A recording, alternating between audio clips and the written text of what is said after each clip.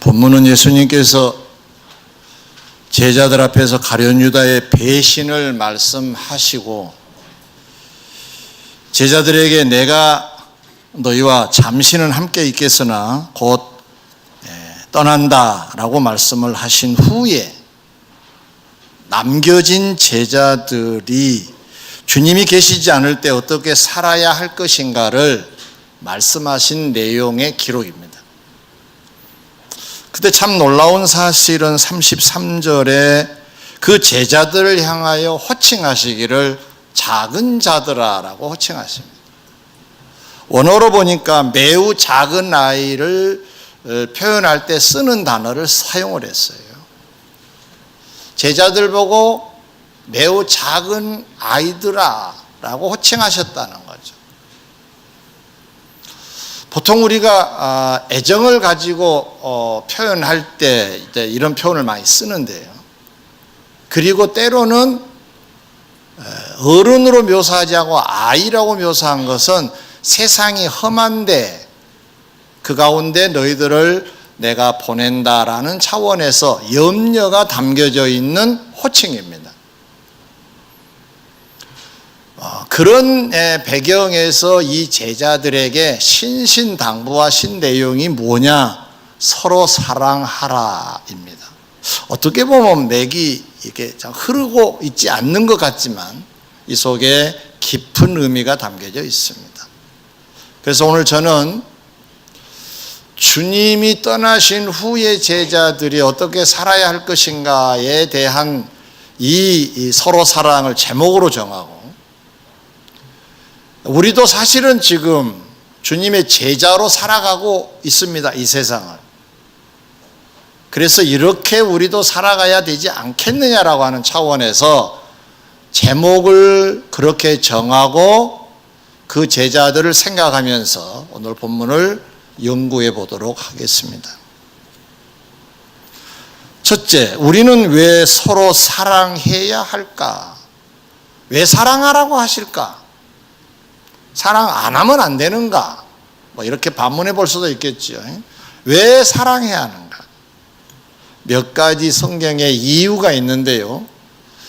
하나씩 살펴보면 작은 첫 번째로 13장 오늘 본절 34절을 보면 서로 사랑하라 라는 이 말씀은 문장을 살펴보면 형식이 명령문으로 되어 있습니다. 명령하고 계신 겁니다. 사랑하라 명령으로 되어 있습니다. 그런데 특히 당시에 주님께서 떠나시기 직전에 남기신 말씀이니까 유언은 아니지만 유언적인 말씀입니다. 곧 돌아가세요. 돌아가시기 직전에 남겨질 제자들이 어떻게 살아야 할 것인가에 대한 말씀이니까 유언이라고도 말할 수가 있겠죠. 자, 유언 그러면 무게감이 더 무겁지요. 평상시 권면하는 것하고는 좀 다르지요. 그런데다가 명령이라고 하는 것이 플러스가 됩니다. 유언적인 배경과 명령이 결합이 된 말씀이 서로 사랑하라입니다.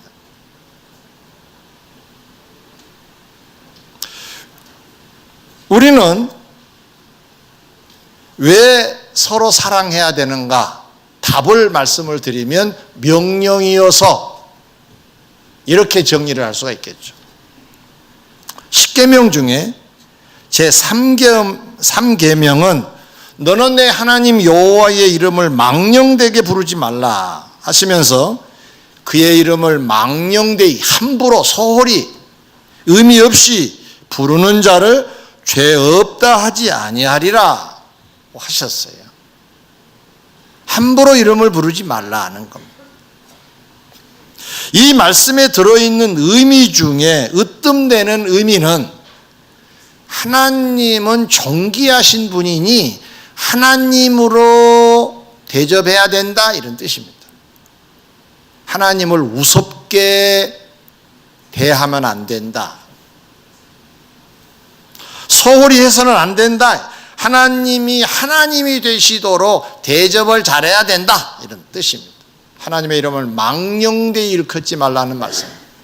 그래 실제로 유대인들은 하나님의 이름인 여호와라고 하는 그 이름을 부를 때는 상당히 긴장하면서 불렀다고 하고요. 혹시 글로 표현할 때는 더 정자세를 갖추고 여호와의 이름을 썼다고 합니다. 그만큼 여호와의 명령은 여호와 자체가 존귀하신 분인데 그분의 명령은 더 엄숙한 명령이 되겠지요. 이 말씀으로 주님의 명령을 조명해 보면 순종이 하나님을 하나님 되게 하는 대접과 같다, 이렇게 말할 수 있을 겁니다. 순종하지 않으면 하나님을 하나님으로 대접해 드리지 않는 것이 되겠지요. 이것이 3계명으로 말하면 망령되이 일컫는 자에 해당이 된다고도 할 수 있을 겁니다. 왜? 그 삶이 그런 거니까. 마태복음 25장에 보면 달란트 비유에서 주인이 타국으로 떠나면서 종들을 불러서 재능 따라서 달란트를 맡깁니다. 그리고 주인이 왕위를 받아가지고 돌아와서 어떻게 했는가를 결산합니다. 그때 주인의 의도대로 장사를 해서 남긴 자들은 칭찬을 주님이 하시고 그 주님의 잔치석상에 초대를 해주세요. 그런데 주인의 의도대로 살지 않는 한 명의 종, 한 달란트를 그대로 가지고 온 이 종은 빼앗을 뿐만 아니라 내쫓아버립니다. 그건 슬피 울었다고 그랬습니다. 주인의 의도, 주의 명령을 거역한 자의 결과와 순종한 자의 결과를 여실히 보여주고 있습니다. 사랑하는 성도 여러분, 우리는 서로 왜 사랑해야 하는가? 존귀하신 주님의 명령이기 때문에 해야 될 줄 믿습니다. 그러므로 상대를 보고 사랑과 미움이 선택이 아니라 엄중한 명령이기 때문에 다른 건 다 내려놓고 명령이니까 서로 사랑하는 그러한 현 생활이 되어야 될 줄 믿습니다. 자, 두 번째로 우리는 왜 서로 사랑해야 하는가? 오늘 본문 34절에 보면 새 계명이라고 하셨어요. 이 새로움이라고 하는 것은 우리도 그렇습니다만 헬라 말도 두 가지로 새로움이라는 단어를 쓰는데 전에 없었던 것이 생겨났을 때 새로운 스타가 나타났다. 새로운이라는 말을 씁니다. 그때는 네오스라는 헬라 말을 씁니다. 이제 전에 있었는데 새롭게 단장을 하는 경우에도 새로움이라고 하는 말을 쓰는데 이때 쓰는 헬라 말은 엔돌렌, 카이네이라고 하는 말입니다. 두 종류가 있는데 전에 없었던 것이 등장했을 때 새로운 게 등장했다고 해요. 새로움도 쓰고요. 있었는데 고쳤을 때 새로움이라고도 씁니다. 가령 벽지가 낡았어요. 비가 새서 얼룩져 있기도 하고, 그럼 어떻게 합니까? 흉하면 다시 하지요. 도배를 하고 때로는 인테리어를 다시 하고, 집으로 말하면 리모델링을 다시 하고, 이럴 경우에 새로워졌다라는 새로움이란 단어를 씁니다. 그러면 새 계명이라고 하는 이 말씀은 어디에 해당이 되는가? 두 번째 해당이 됩니다. 사실 주님 당시에도 구약의 말씀들은 이웃사랑에 대하여서 늘 말씀이 있었습니다. 가령 레위기 19장 18절에도 보니까 이웃을 사랑하라 라는 말씀이 기록되어 있어요. 주님은 구약을 잘 아세요. 그럼 왜 계명이라고 썼느냐? 굉장히 중요한 말씀인데 그들이 이웃사랑이랑 이 사랑이라고 하는 단어를 알고는 있어요. 그리고 살기는 해요. 그런데 주님이 살펴보시자 오염이 된 사랑을 하고 있는 거예요. 변질된 사랑이라. 사랑인데 변질이 됐다. 마치 낡아버린 어떤 벽지처럼 원형이 사라져버렸다는 거예요. 원래 하나님이 말씀하신 이웃사랑이라고 하는 그 본질이 사라져버리고 시대가 바뀌고 유행에 따라서 이 사랑이라고 하는 것도 바뀌어지고 있더라는 거예요. 그래서 새로운 계명이라는 이 표현을 쓰시게 됐던 겁니다. 사랑하는 성도 여러분, 성도가 서로 사랑해야 될 이유는 성도로서 도리인 계명이기 때문에 새 계명이라 그랬죠. 뿐만 아니라 주님이 원래의 가치로 회복시켜 주시는, 그동안에 변질되고 오염된 걸 털어버리고 새롭게 다시 원형으로 바꿔놓으신 계명이기 때문에 우리는 순종해서 서로 사랑해야 될 줄 믿습니다. 자, 그건 세 번째로, 우리는 왜 서로 사랑해야 하는가? 요한복음 13장 35절 본절에 보니까 너희가 서로 사랑하면 이로써 모든 사람이 너희가 내 제자인 줄 알리라고 하셨어요. 주님은 당시 가룟 유다의 배신을 신호탄으로 하여 십자가에 돌아가시기 위해 죽음의 스케줄을 밟고 계셨습니다. 법정에 서시고 언도를 받고 십자가에 못 박히시고 이 일정을 지금 하나하나 소화해 가고 계신 겁니다. 그러면 당신은 떠나실 건데 당신의 빈자리가 있을 거 아니에요. 예수님은 세상을 사실 때 용서 사랑의 트레이드 마크로 사셨는데 이것이 이젠 사라지고 없을 거 아니에요. 주님이 떠나버리시면. 그래서 그 자리에 주님이 생각나도록 주님처럼 살라는 의미로 서로 사랑을 하라고 하신 겁니다. 그래야 너희들이 내 제자인 줄 알리라고 말씀하셨죠. 이것은 너희들을 보고 날 생각하게 될 것이고 날 생각하면서 천국의 소망을 가지게 될 것이니 나를 좀 소개해 달라는 말씀입니다. 좀 다른 표현으로 말해 볼까요? 주님은 지금 그들에게 무엇을 요구하고 계시느냐? 나를 소개하는 이정표가 되어 달라. 나를 소개하는 간판이 되어 달라고 하는 말씀입니다. 성도 여러분, 광고판이 잘못되면 정보가 잘 전달이 안 될 거고, 정보가 잘 전달되지 않으면 엉뚱한 결과를 가져오게 됩니다. 만약에 여러분 이정표가 무슨 바람에 이게 그냥 쏠려서 방향이 원래 왼쪽으로 방향이 돼야 하는데 오른쪽으로 됐다고 합시다. 그럼 오른쪽으로 향하여 가버릴 거 아니에요. 그럼 잘못 살게 된다는 말이에요. 우리를 보고 예수님이 생각이 나야 된다는 건데 그 생각나게 하는 간판의 내용이 서로 사랑하라는 겁니다.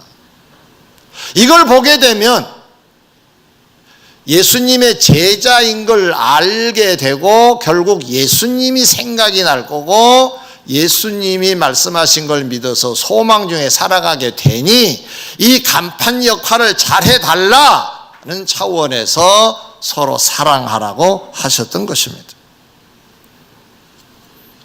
정리 한번 해볼까요?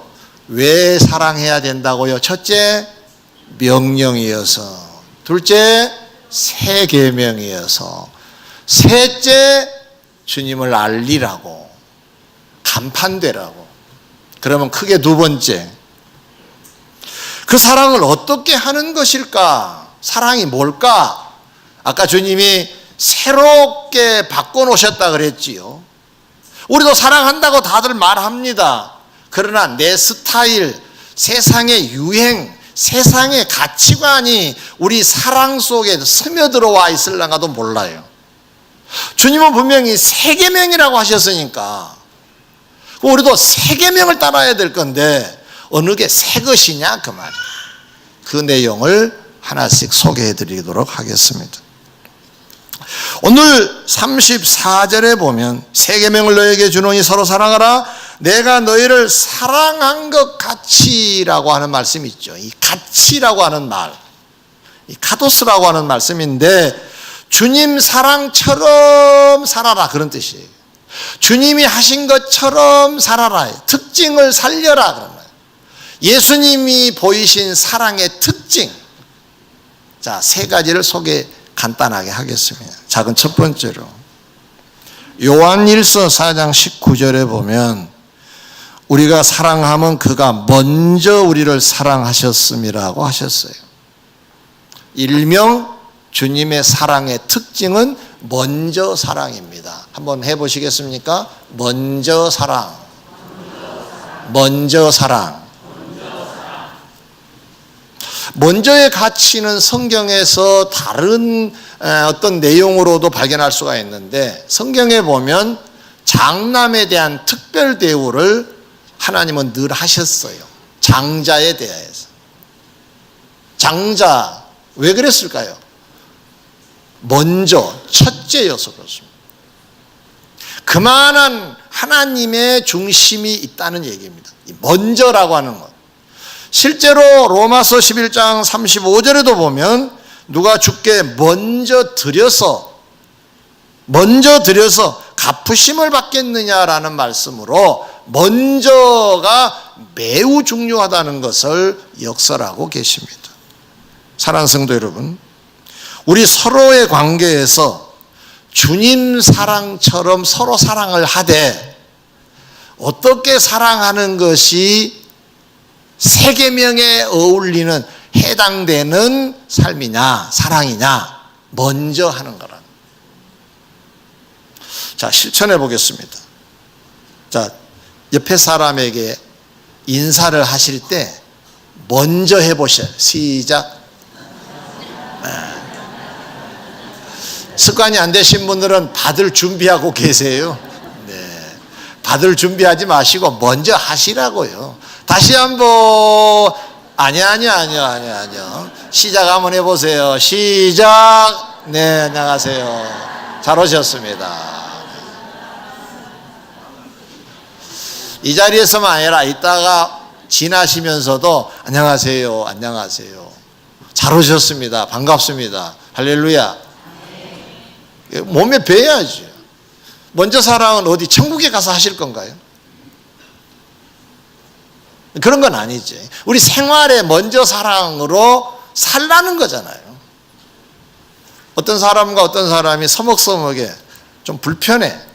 먼저 손을 내미는 게 사랑이에요. 주님을 닮는 사랑이에요. 자, 악수 한번 해볼까요? 자, 아유 반갑습니다. 악수.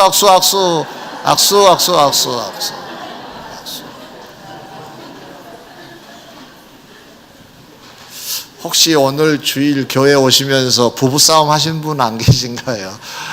빨리 가자, 왜 늦냐, 늦었다, 오늘 또 늦냐, 그러다 보면은 준비한 게 많은데, 그러기가 쉽습니다. 저도 옛날에 교회를 다닐 때, 평신도로 다닐 때, 빨리 가자, 늦게 한다, 이런 얘기들이 서로 있었던 기억이 납니다. 그러다 보면 심하면 싸워져요. 그러면 이렇게 악수하자 그러면 떨떠름합니다. 그래서 이 시간에 저는 사실은 그냥 이렇게 하지만 혹시 부부싸움 있는가 색출하면서 봅니다. 자, 한번 인사할까요? 서로 인사합니다. 악수하면서 시작. 반갑습니다. 네.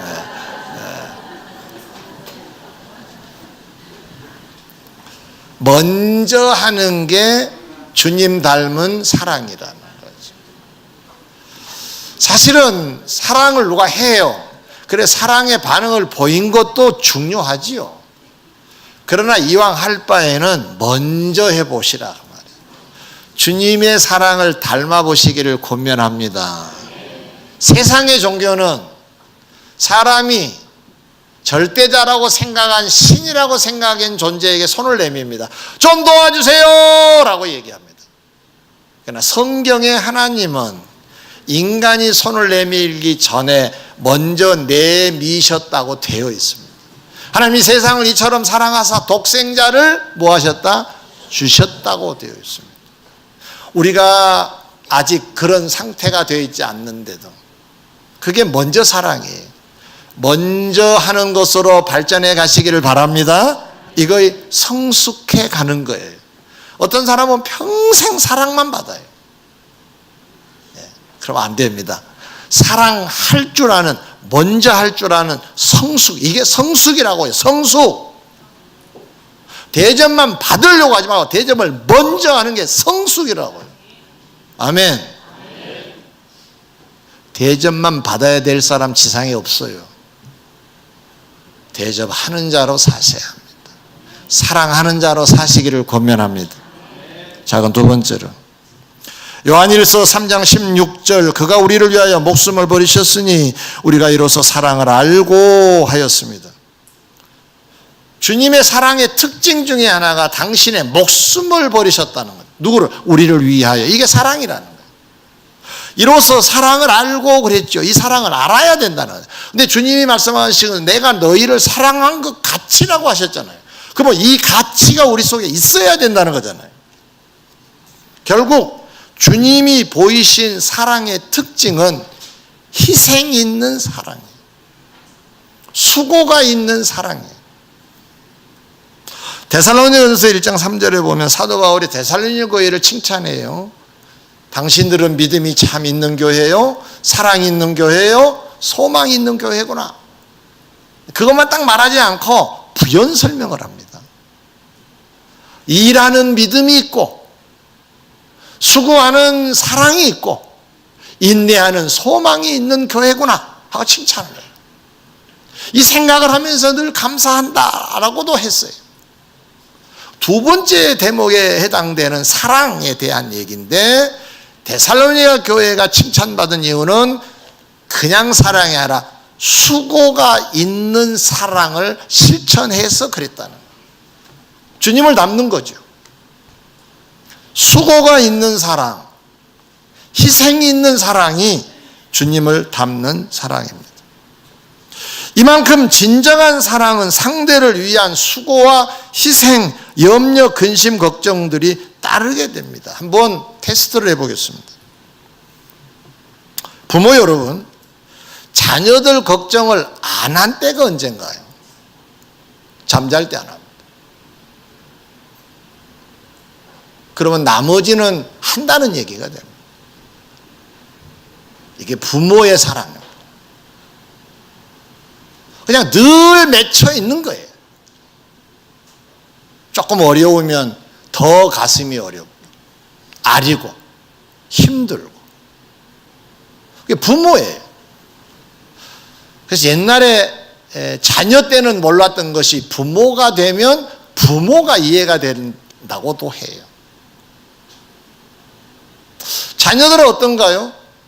부모님이 지금 괜찮으신가 이런 걱정의 시간이 얼마나 있으신가요? 역으로 부모는 자녀를 늘 그런 걱정과 염려의 대상으로 가슴에 품어요. 그러니까 자녀들은 부모를 품고 있느냐 그 말. 많지 않을걸요.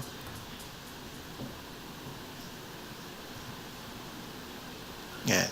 이 가슴이 그렇게 크지 않아서 내 자식들만 품어지는데 부모 자리가 별로 없어요. 말하는 저도 옛날에 어렸을 때는 부모 걱정을 별로 해본 적이 없어요. 편찮으실 때 걱정이 좀 됐을 뿐이에요. 돌아보니 그래. 근데 지금은 내 자식들이 늘 걱정의 대상으로 잘해도 걱정이고 못해도 걱정이고 걱정이라는 게 있더라고요. 근데 특별히 어머니들은 더해요. 그래서 남편들의 핀잔을 많이 받기도 하지요. 맨 놈의 걱정을 그렇게 하냐. 저도 집에서 비교를 해보니까 나는 게임이 안 돼. 얼마나 많은 생각을 갖고 있는지. 성경 시편에 헤아릴 수 없는 수, 하나님이 우리를 생각하신 그 생각이 어찌 그리 많은지요라는 대목이 어쩌면 어울리는 게 엄마들 아닌가 싶어요. 이걸 달리 말해볼까요? 사랑해서 그래.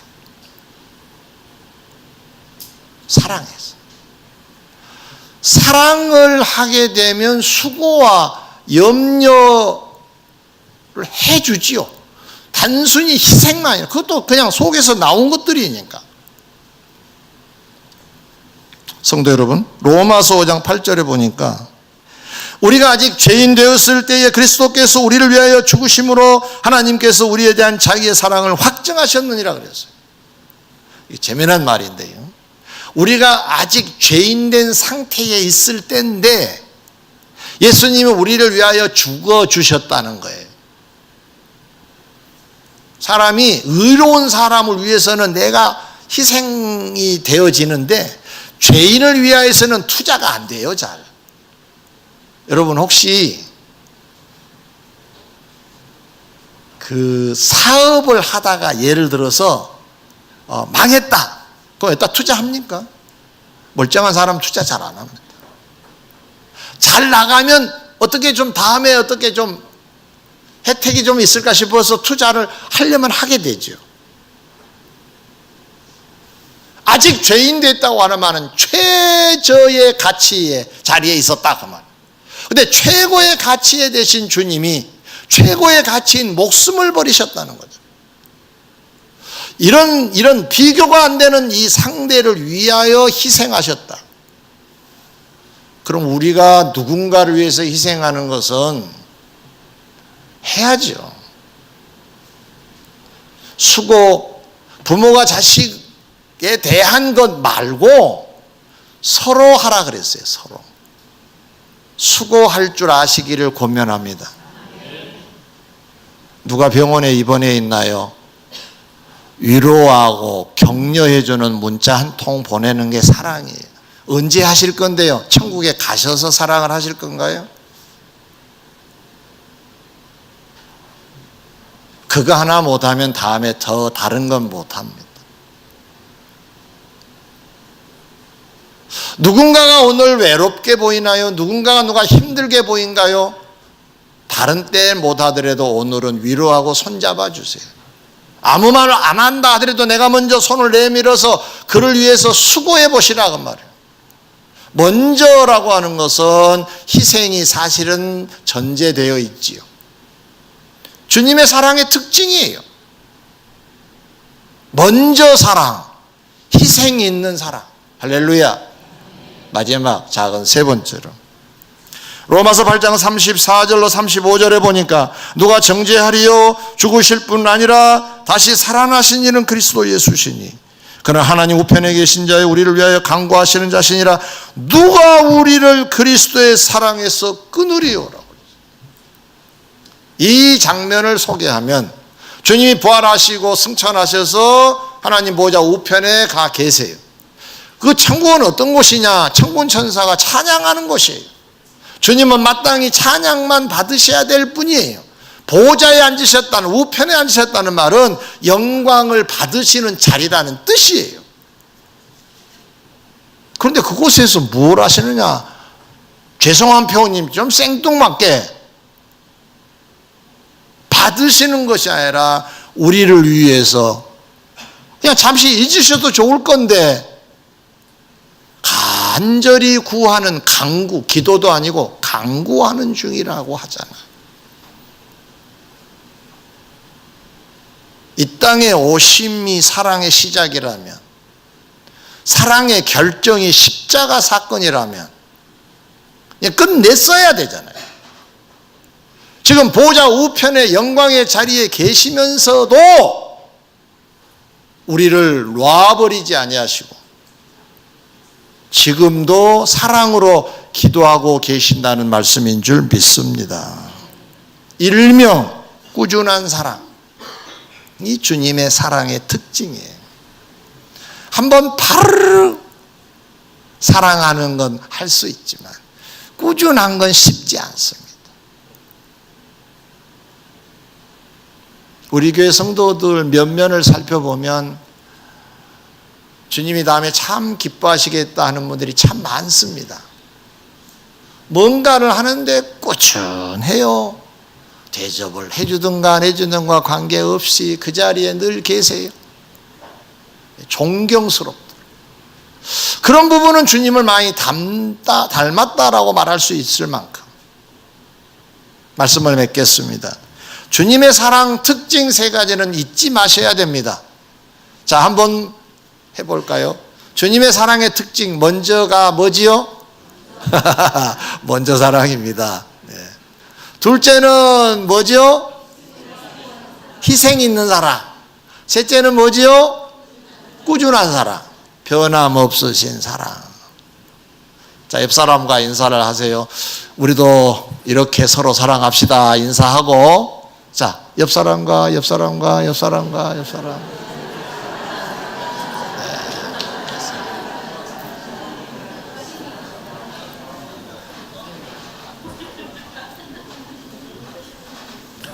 오늘 먼저 손을 내미는 시간이 많았으면 좋겠습니다.